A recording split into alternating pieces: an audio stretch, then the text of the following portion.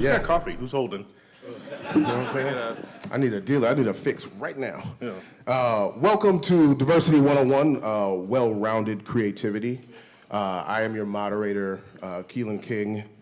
I'm a musician, podcaster, DJ, digital artist, and among other things. But yeah, he does a lot of stuff.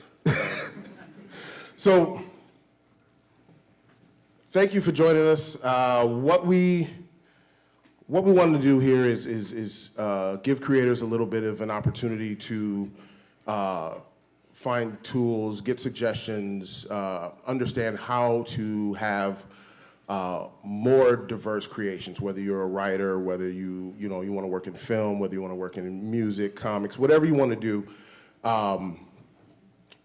We want to help you figure that out. You know, as everyone knows, diversity, quote unquote, is kind of a hot button issue right now.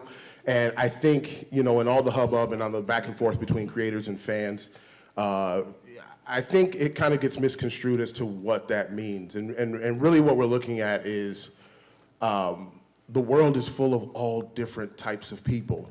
But in media and entertainment and a lot of other things, there tends to be a one-sided presentation to a lot of our entertainment, in large part, and we're going to address kind of the elephants in the room. There are many, many elephants, like the whole back, it's just all elephants. So we're going to hit all that stuff today. And so, you know, one of the things we're looking at, especially locally here in the US, is that the US population is largely white. There are a lot of, you know, other nationalities that have been here for a long time, that are coming now. And so what we are looking to help you guys improve is to see how we can include some of those other demographics in your creations. And so, you know, ultimately what you want to do is open up your fan base.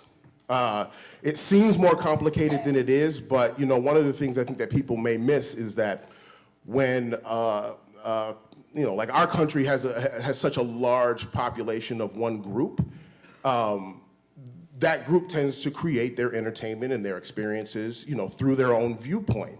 And that isn't always the same as the other, you know, minority groups in the country. And so it's just nice to have that, because you can't, well, they have been doing that for a long time in this country in particular. And so it's easy to think that the way things are portrayed are just the norm. That's how it is. That's how those things go. And that's why you get, you know, minority groups that are like, hey, we'd like to be included in things like that. And so when you're kids, you see superheroes or things, and especially if you're a young white kid, you see Superman, you see Batman, and you see these heroes, and you see yourself in those heroes. And you attach yourself to those characters, and they become very important to you, and they help you, you know, develop, you know, a sense of self-worth in some cases. They help you develop, you know, kind of a moral compass depending on what the character is. And so other groups also want to have those things. And so it's not always about it being a problem for other groups, but, you know, if myself as a young black kid can see a hero that looks like me, I can attach to that, and I can have the same dreams and aspirations attached to that character and what it builds for my self-worth as I get older. So I think that's important. So as we move on, and I want to make sure we get to all the panelists here really quickly, if there is to be any unpleasantness, as it were, I kind of want to let it be this. What this is an opportunity for the panelists to share, you know, ideas and other solutions for you know, helping you to be more diverse creators. What today is not intended to be is a debate or you know, arguing the finer points of diversity and inclusion. We will have a bit of Q&A at the end, so, you know, while we get into some of these circles and start having these discussions, you know, people want to kind of go back and forth, tit for tat, well, what about? We will have some Q&A, and so if you have questions, please keep in mind that our panel here is intended to help you find solutions and to be more inclusive, diverse creators. And so if you can keep your questions kind of limited to that, you know, and not kind of have us have to debate, then that would be appreciated. That would be appreciated. So That having been said, why don't we go down the line here and have everyone give a short introduction of themselves? Okay. I am Sean Wynn. For those who don't know me, I am the former regional manager of Things from Another World. Now owner of Strange Solutions Marketing Consulting, focusing on nerd business and pop culture. So helping out people like you and them. So, oh, also a musician. I do stuff with this guy. Yeah. I'm Terry Blas. I'm the creator, co-writer of the graphic novel Deadweight, Murder at Camp Bloom, which is a queer murder mystery set at a fat camp. I also wrote and illustrated the educational mini-comic You Say Latino, which describes, explains the difference between the terms Latino and Hispanic, since we live in the whitest major city in the country. My name is Nikki Robinson, and I have been doing a lot of teaching comics. I have worked with middle schoolers and high schoolers teaching like world building, character creation, stuff like that. And I am the co-founder of the formerly known as of the Los Angeles Women's Comic Creator League, and I am the founder of the PDX Comic Crew, which meets over here in Portland weekly. I'm also working on a webcomic. It's not out yet, though. Yay. I'm Leila Del Duca, and I write and draw comics, mostly draw them. I wrote Afar at Image Comics, drawn by Kit Seaton, and right now I'm working on Sleepless, also published by Image, I already said that, anyway. And then I also worked on a comic called Shutter. So I primarily work on creator-owned books at this moment. My name is David Walker, and I write comics. I've written for Marvel, for DC. Is it next month? No, November. My first Image title comes out, Bitter Root, co-written by Chuck Brown, drawn by Sanford Green. January, through Random House, The Life of Frederick Douglass, graphic narrative. And I teach writing for comics at Portland State University. Excellent. So as we get started, I just want to say something real quick to kind of help you guys frame your mindset as a creative. A lot of the times when we get creators, and you guys seen it, someone does something, they release it, and Twitter piles on them. And it just becomes this ugly mess. The fans, may come in and express their displeasure or dislike.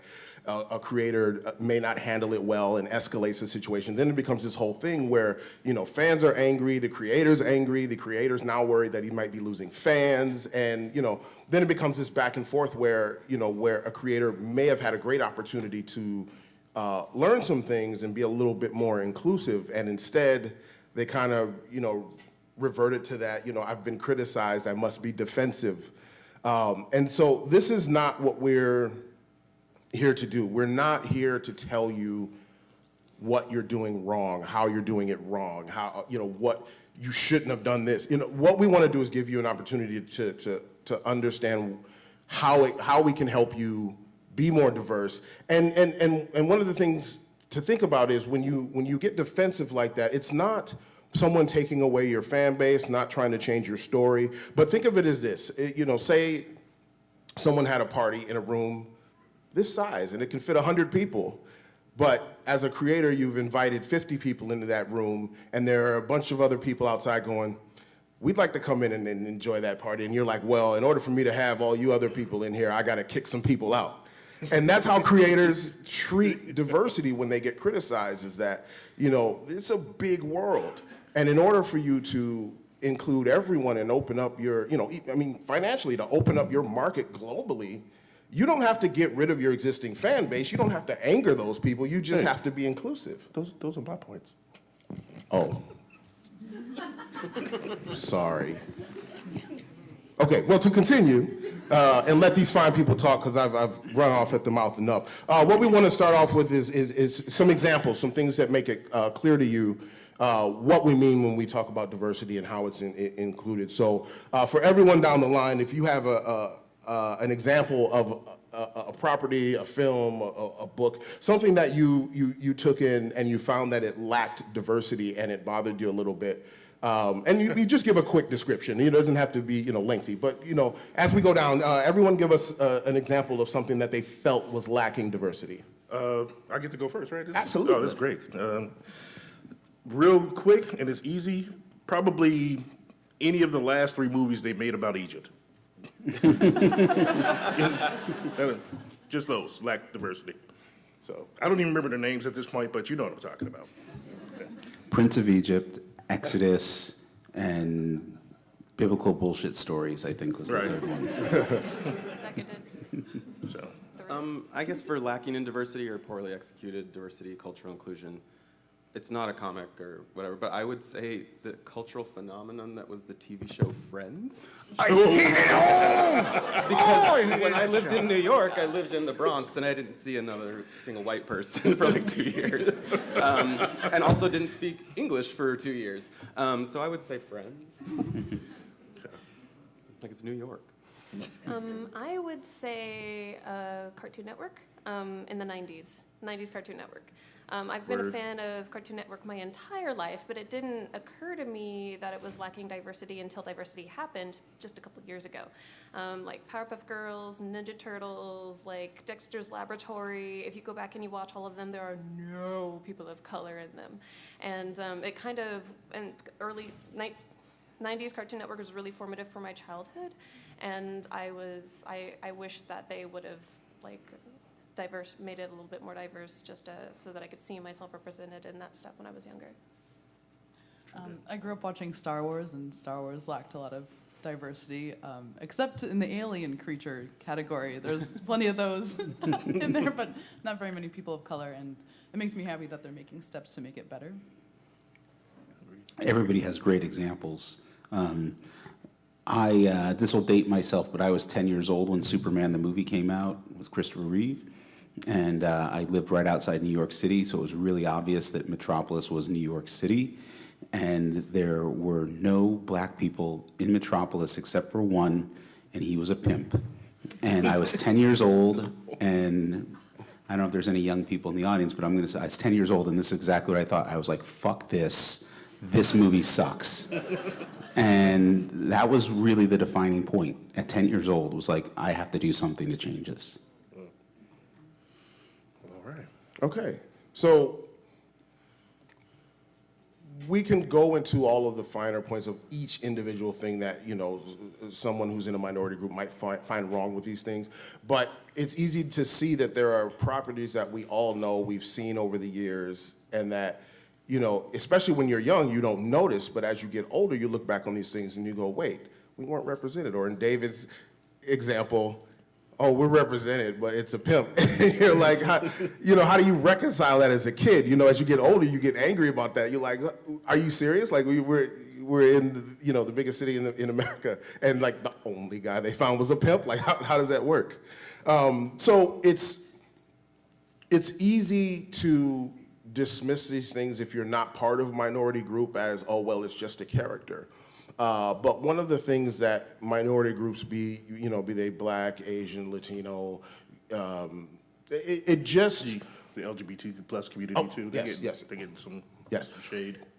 But what you miss is that as being one of those groups, the people you meet who are in the majority seem to assign those limited instances to the entire group.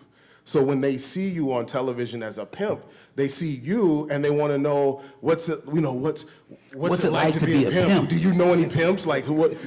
And you're like, As a matter of fact, yeah, I was like, I just rode my bike to the store. I don't know any pimps. Like it's just weird that like it's a phenomenon that happens. And so as you go through your life and you get older, you get dozens upon dozens of instances where people ask you questions and you're like, why is this person asking me this question? And what you learn as you age is that their experience with minority groups is so limited that those few times they see a person of color or someone in the LGBTQ community, like they instantly just assume, well, that must be what they're like. Yep. And so, diversity is also part combating that, because just as, you can look at any of your white friends and go, oh, I got a guy who's a stoner, I got a guy who's a skateboarder, this guy plays games, this guy reads comics. You've got friends that are all different types of people, and you never think about, oh, well, anyone's just looking at us and going, oh, we're just all white people and we're this. And so, as individuals, people in minority groups get, a little weary of having the expectations of an entire group of people placed on them when they walk into a room and they're, one of two in that room. And so, these are the things that we're trying to help you figure out, and I think these examples work to do that. So in that same vein, I want to have you guys all go down and give us some examples of really great diversity or things that, you took in that really did accomplish, that goal of being inclusive, even if it wasn't just about one group. Yeah, like, would you mind if we expand also on like why we think it's like why it fits this question? This is my panel. I'm asking you. Don't ask me. No, I'm just kidding. Yes, please. I'll keep it brief. And I don't think a lot of you would be surprised by my answer, but it would have to be the Ultimate Spider-Man Miles Morales books, just because I've had the chance to talk to Bendis about that, and Bendis, is a white male, but and Miles is a mixed race superhero that I identified with. Like, he's an inner city kid. He didn't write him to be what television usually portrays as an inner city kid. He's just a kid who happens to live there, and he's a superhero.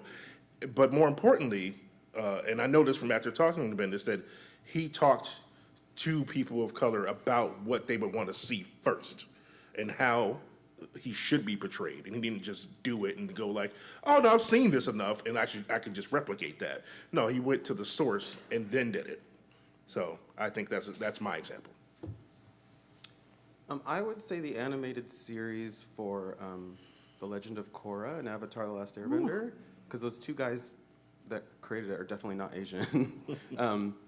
But I think that it's a fantasy series that's done really well and done with respect, and people don't really come for it for being bad. I mean, you know what I mean? Sure. And then I guess I would also say the movie Coco. Oh, yeah. Because the co-directors, there is one queer Mexican man who co-directed it, but everybody else in the movie, there was hardly any Latinos that worked on it. But it was done with a lot of respect and a lot of care and a lot of trips down to Mexico and interviewing a lot of people and taking 1 million photos, which resulted in a movie that was not only crazy successful in China and Mexico, but in this country where there's 50 million Latinos, we're the largest group, largest minority group with the least amount of representation. And so I think it was great. I don't know. I would say Craig of the Creek. It's a show on Cartoon Network. I stay watching Cartoon Network. And they've got all sorts of kids on there. The main character is a little black boy. He's got 2 friends who are not. The other kids in the creek. They've got body diversity, and they've got racial diversity, and there's just all sorts of kids. There are scary kids. There's queer kids. It's just amazing. If you have not watched Craig of the Creek, I definitely want to recommend it, especially since this is a series that it feels effortless the way that they incorporate racial diversity into their show. Yeah. Yeah, it feels I just wanted to chime in. I agree. I watched that show, and I found it because of watching Steven Universe, actually, and it led me to that. So. Mm-hmm. Yeah, it feels effortless, and the people who make it are diverse. They have all sorts of racially diverse and body diverse people. They have got queer creators on it, and it's just an amazing show. I would totally recommend it. Craig of the Creek. I'll mention 2 things. One is a comic, The Wicked and Divine. I feel like they put a lot of diversity in their comics, and it's just a fun read. I don't feel like they take it themselves too seriously. And they're just, I don't know, I love just fun things that aren't too dark sometimes, and that's Wicked and Divine for me. And then another show, or a show that I think also does that, is Into the Badlands, which is kind of like a modern day samurai flick, because they have a lot of diversity in there. The main character is an Asian guy, and all of the stunts, a lot of the times you can tell it's you can't do that with physics. You can tell they're being pulled by strings, and so it's kind of over the top and really fun too. And I enjoy both of those shows or things. I'd have to say the TV show Iron Fist. No, I'm just kidding. Totally kidding. Man, you got us, man. You got us. Yo, I was sitting down here at the end of the table like, I was like, can I get the timing right? what's going on? Who did? You've been Let's eating that see. tainted chicken. I really, I think it's the second arc of Bitch Planet when they introduced the transgender characters. I was really, I really liked how they did that. And I know from talking to Kelly Sue about the process and talking to people, her talking to transgender folks to make sure that she got it right. And then, I really like Saga. And even though, this character's with wings and horns, it's like it's all very thinly veiled metaphor for reality and the differences in people. And I think that that's a great example of how we can do it without it being, you can make it otherworldly. Star Trek did the same thing too. So actually the greatest example is Star Trek Deep Space Nine. Like that's my favorite. Yeah. The Star Trek series, that's the one that I love the most. But yeah, there's a lot of them, and sometimes it's like, oh, this little thing over here did it right, and this little thing over here did this right, and you could probably make a list of the top 500 episodes of TV shows that got a great moment right, and then top 500 that just totally blew it, like every episode of Iron Fist. So. I want a second Saga. I definitely want a second Saga. And I also want to give a shout out to Agents of the Realm, which is a webcomic, but Yeah. Agents of the Realm, it also has effortless, gender and body diversity and racial diversity. It's amazing. I love Agents of the Realm, too. Shout out to Stranger Comics, Nichole Comics. First comic I saw with a female black elf. So I was like, I'll take that. Yeah, that's the Stranger Comics does some really good stuff. It's funny because everybody says something, oh yeah, and then there's this, and then there's that. Yeah, Lowriders from space, Right. or Lowriders in space. That's a great one too. Yeah. We're So. probably already gonna go shopping right after this. Excellent. So as you guys can see, as easy as it is to point out a property that gets it wrong, everyone here has an example of something that gets it right. I mean, even if you look at the biggest things of this year, the massive success of Black Panther and the ongoing success of Crazy Rich Asians just highlights that there is certainly a market for having diverse representation. So as a creator, even if nothing else sways you, if no amount of Twitter tears will sway you, you can make more money. At the end of the day, you're opening up the world's pockets, and that's what everyone wants. So, yes, if you're creating at home and you just want to make a great story and you just want to have something out there so that you can, get your creative urge out and do the thing, absolutely. It will open you up to more readers, more listeners, whatever you want. It enables you to have a bigger audience because other people feel like they are also a part of whatever you create. And like it or not, fans take this stuff and they internalize it. So as a creator, you may just think, well, I'm just creating a thing, why can't people just like it? But the same way that you see, this very vocal throng of people online who don't like diversity because they feel like something's being taken from them.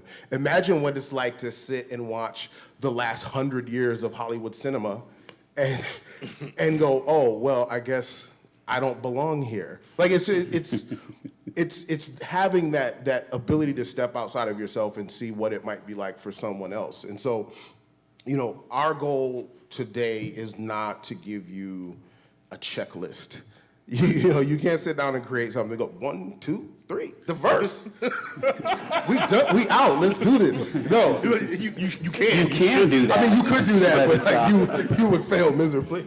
But what our panel is intended to do is not be as combative as the online community would be, and just try to give you some suggestions, some solutions, things that you can try. There's no one answer to fit every story or every creation, but there are definitely things that you can do that are just generally more inclusive, and it just takes a little bit of legwork, and you have to care a little bit. So As we go down the panel again, I would ask that you guys give everyone here, at the very least, your number one piece of advice for people who may not be part of a group but would like to be more inclusive. It doesn't have to be specific in terms of which group it is, but what would your number one piece of advice be to help people start this process and start thinking about how to be better at this? Okay, so one, I'd say start with just getting out more. Like, leave your circle. Like, if all your knowledge is based on the people you grew up with or the town you grew up in or like the school or whatever, and you've never taken like any risks, you only know a certain amount of things. And you got to break that comfort zone and get to know somebody who isn't like you. And maybe even somebody that makes you feel a little bit uncomfortable, because once you get to know them, you probably won't feel that uncomfortable, and you might even like relate to them in some Ready fashion. Player One. I don't want to get started on Ready Player One. But yeah, that's all I would say. And honestly, this is coming. My answers, just so you know, come from me wanting diversity, because I grew up in a diverse city. I'm from Chicago, and I've seen and hung out with all walks of life. But also, those who know me, I'm a salesman. He was right about that money thing. Like, I see people as people, but also customers. I see him as a big fat wallet, and I want that wallet to go on a diet by giving me some of the cash in it. But anybody who knows me knows that my customer service is my standpoint for business, period. And if you're gonna have successful customer service, you have to have successful people skills. I've got people skills. Yeah, and to jump on to Sean's point, it's a really great piece of advice to get out of your circle. It can be difficult, I think all of us have had some point where we're uncomfortable going somewhere to meet new people or being in a crowd, and outside of having like actual social anxiety issues that you need help for and things like that. As a general course, having a bigger circle with more diverse types of people is just fun. It is. When you just have a ton of crazy friends that are from all over the place and you all get along and enjoy each other's company, it's just fun. Yeah. And I think it gets lost because everyone gets in their comfort zone. We all have groups of people that we grew up with, or towns that we were from, or neighborhoods that were our favorite. And there's definitely the sense of familiarity, and you can kind of be you in that sense and let your hair down, so to speak. But ultimately, it's just more fun to have more friends. So, that not only improves your life in a general sense, but it'll improve your creativity because it gives you way more vantage points to, see how things work. Yeah. Hi, friends. I guess my best piece of advice would be to stay off of Twitter. So, this man has learned. But I think that if you are writing something that is diverse and you are not part of the particular group you're writing, I guess my advice would be to ask yourself why you feel it's important to include what you're including and how it serves your story. And then to maybe actually ask some people from that group to check out what you're doing. Because I think, a lot of people employ like a sensitivity reader nowadays. Yeah, okay. Which I think is fine. I think that's good because then at least you can be like, well, but I asked. But yeah, I think that it's good to sort of write about or to have a diverse sort of cast in your stories, because for me, like creating a world where like everyone's white is weird and like a creepy fantasy I don't want to write about. What's wrong with you? That's all I fantasize about. Yeah. Oh, my I'm turn. done. Okay. I definitely want to second hiring a sensitivity reader. It's really important, and they know what they're talking about a lot of the time. Another thing to keep in mind is that no group is a monolith. So your sensitivity reader might tell you, this is okay, this is not okay, I would edit this, I would change the dialogue in this, but if you asked a different person in the same type of marginalized group as your sensitivity reader is in, they might say a completely different thing. So ask around, make some friends. Another thing that I would suggest would be just to do your research. You can watch documentaries, you can read some articles, you can make some of those friends, you can read some books written by those people, you can watch media from another country, you can listen to music. Like the thing about media is usually made to be a statement. There's very little media that's just there to exist and for the sake of existing. A lot of media is made by people to say something, and if it's made by a member of a group that you're trying to portray, maybe go out and consume that media, see what they're trying to say, see what their large problems are for the group, and definitely like just do your research, ask around, hire sensitivity readers, understand that nobody is a monolith, and then you are not going to make everybody happy. So if you're writing a person that's not like you, and then somebody from that group comes to you and says, some of the stuff that you wrote this character doing or saying seemed a little tone deaf, and here's my critique, don't get mad at them.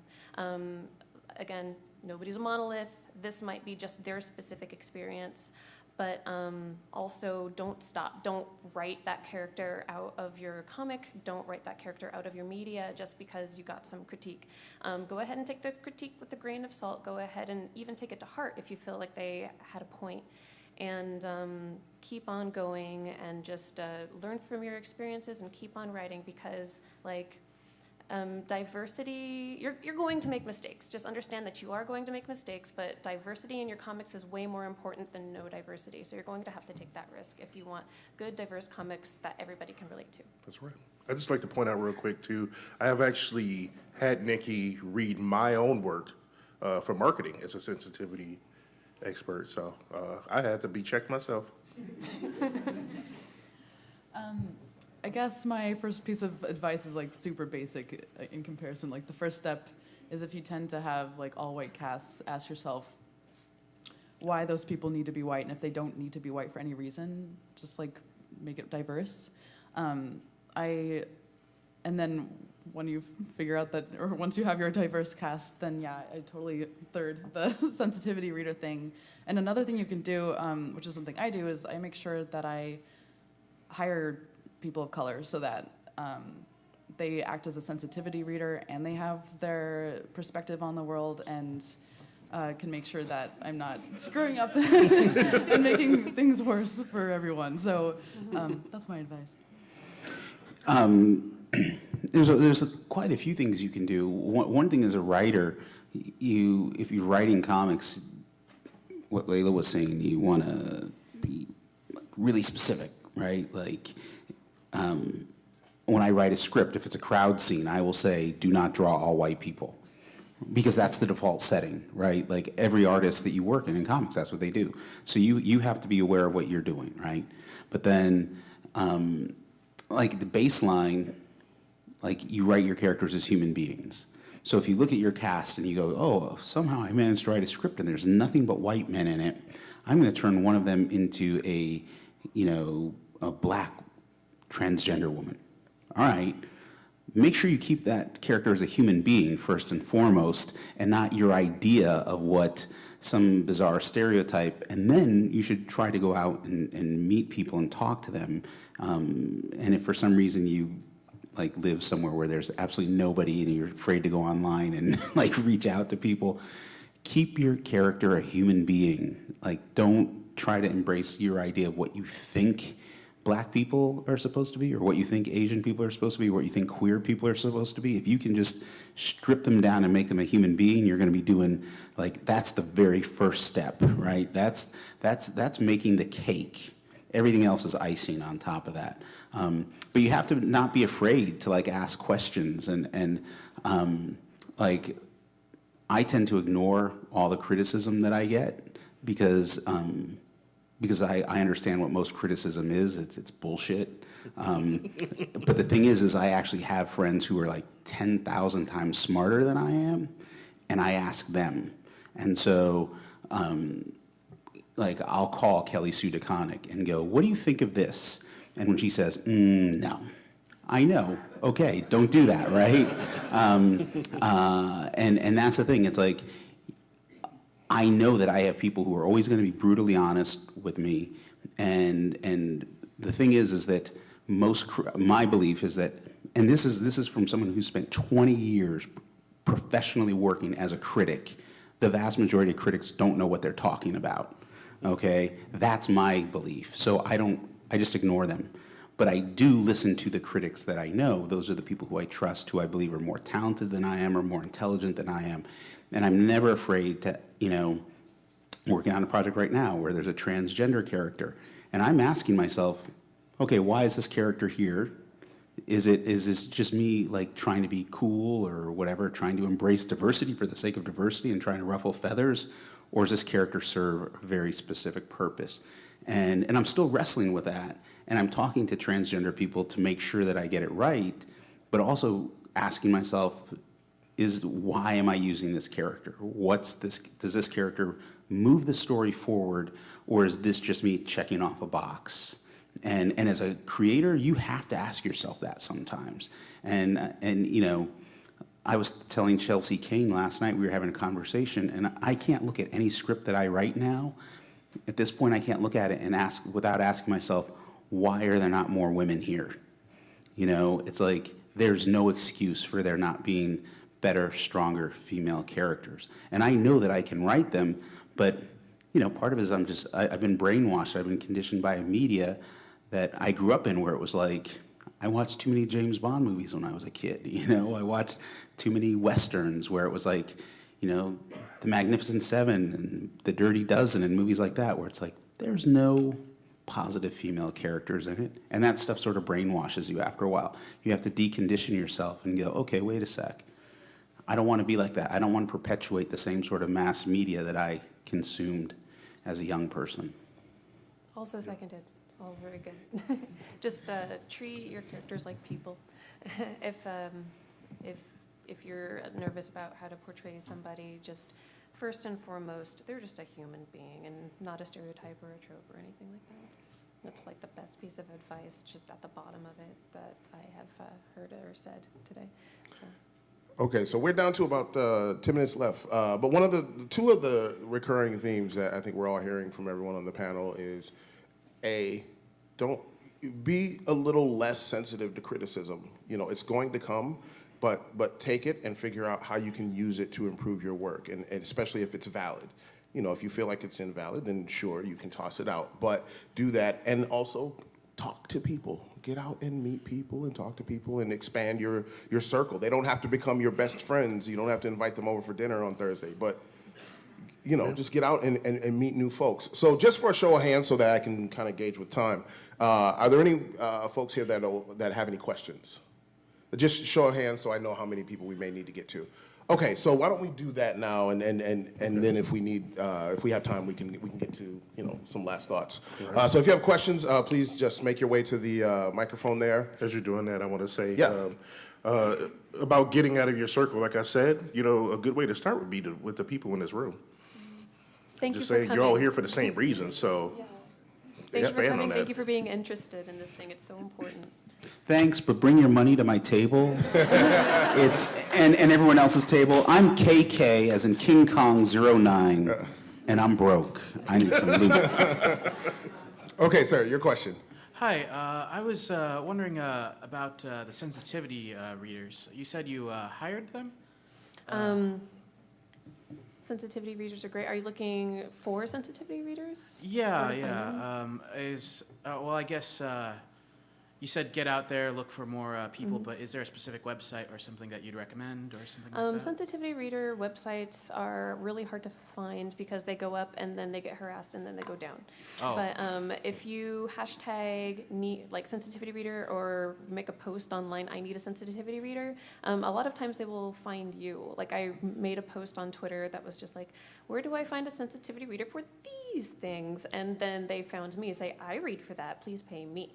And sensitivity readers, if they're looking for money, they are going to type in keywords in their search thing, where are just sensitivity readers in the bar, and a lot of times they'll come to you. You can just look online. Every once in a while there is a database that you can go to.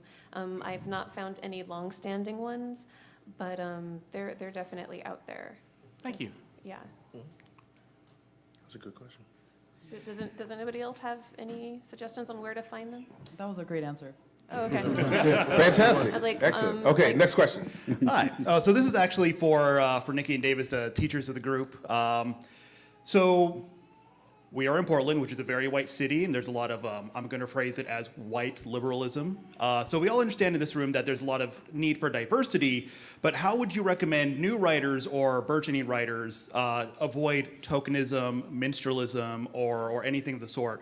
What advice would you give to somebody that you see approaching that sort of thing?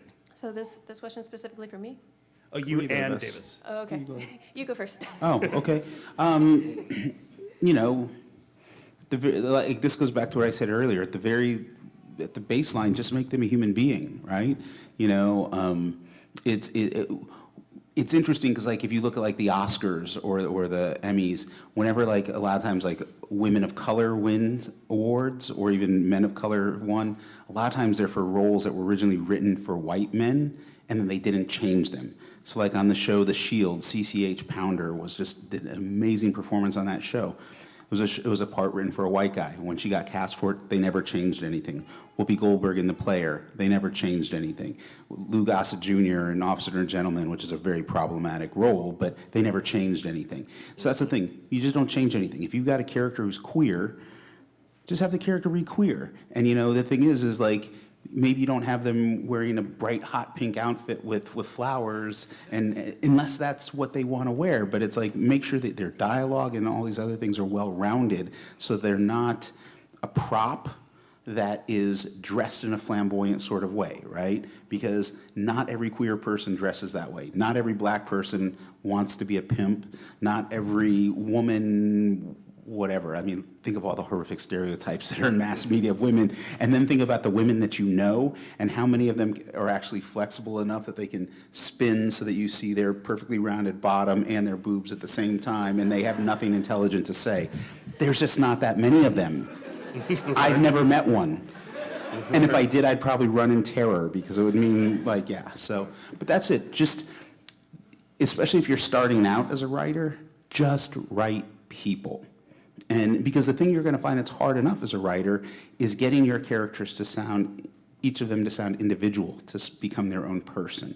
And that's what you begin to develop. And then it almost becomes like, it becomes interchangeable. Like you can write this great character and then go, you know what? There's no reason why this can't be a woman. Boom. I'm just going to change it from, you know, Bobby to Roberta, and boom. That's it. That's all. That's just the beginning. And then you begin to develop those skills. Yeah, I mean, it's I dig essentially that. you know, writing your characters as character A, character B, character C. They just all do what they do in the story, and then you can go back and decide who, you know, what you want them to, you know, exist as. But they still have their roles. They do all their things, and that way you avoid starting writing them as, well, this is the black guy, so I'm going to write X, Y, and Z. No, you just, character B does X, Y, and Z, and now you can assign whatever you want to that character. Right. I think everybody should like take the story of an orphaned, angry infant growing up to be a vigilante and just play with that. So see how many different variations you can make of that, you know? Okay, so we're down to 5 minutes, so we have to move through these last few questions. So please, next question. Yeah, thank you for this panel. My question harkens back to the reference to Saga, I think, but I wonder if you could talk a little more about world building where you have non-human characters, aliens, animals, et cetera, but you value diversity and inclusivity. Any thoughts on that?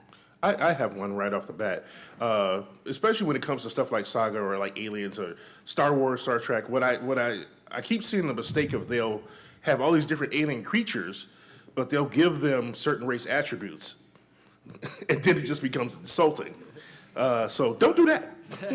Let's start there. But if you're gonna build your world and you want it to be like reminiscent of our world in some way, still start by basing it on reality. Start with by making people first, and then just say all the people in this neighborhood, like they can't be just one, race. Don't base them off one race. It's a whole neighborhood. It's just like my neighborhood isn't just, we're not all the same. We're not all just like, oh, we all just shop at Costco and that's it. That's not how you do the world building. So I'd like to chime in. So you watch all of Lord of the Rings, there's no people of color in that entire series. And you're like, people of color are sitting there wondering, just like, why aren't there any people of color? And they're like, elves can't be brown-skinned, dwarves can't be brown-skinned. Like, all of these are fantasy races. And no, now, if you're going to make a fiction, and you are comfortable with dragons, and you are comfortable with like birds big enough to fly on, you are comfortable with like fantasy weapons and fantasy wars, you should be okay with diversity in this universe. Like if like you need to, I know that the media has programmed you to think that like elves can't be brown-skinned, or unless they're dark elves, in which case they are black-skinned and evil. You don't have to do that. Just deprogram yourself and let yourself know that it's okay. This is a fantasy. I can do what I want with it. There's no rules for fantasy because it's all fiction and it's all made up. So like Saga, they did that, and they're just like, well, this is a completely made up world. I'm making it. I am the god. I am the creator, and I'm going to put people of color in it. So just do what you want to do. Make it diverse. Don't let pre-existing media formulate your world. It's your world. I don't know, man. If they just all said that dark elves are just literally black people, I'm down. Okay, so we have to get moving. We're down to our last couple minutes. Next question, please. Okay, for world building, to want to include diversity. Oh, thank you. To include diversity, taking old myths and bringing them modern, but keeping the heart of the old myth.